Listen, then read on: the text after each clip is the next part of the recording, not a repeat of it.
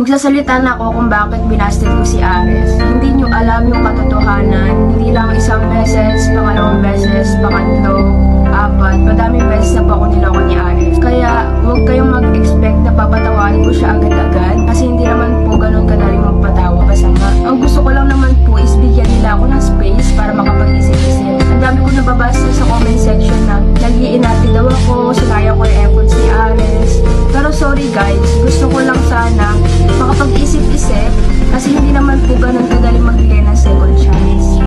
Binasag na ni AJ ang pananahimik. Nagsalita na ito tungkol sa naging dahilan ng hiwalayan nila ni Ares.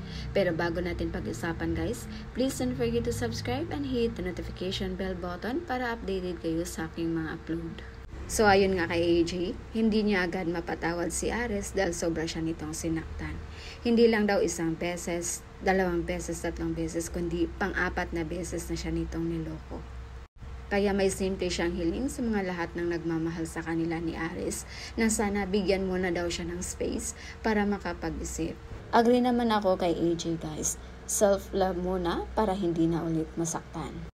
Pero sa part naman ni Ares, nakikita naman natin yung sobrang effort niya.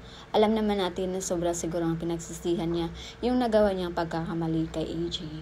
At sana maisip din ni AJ na lahat ng tao may pagkakamali at dahil sa ating pagkakamali, mas lalo tayong natututo. Yung sa kanila ni AJ at ni Ares, naramdaman pa rin natin yung pagmamahal nila sa isa't isa. Siguro sa tamang panahon at tamang pagkakataon, magiging okay din ang lahat.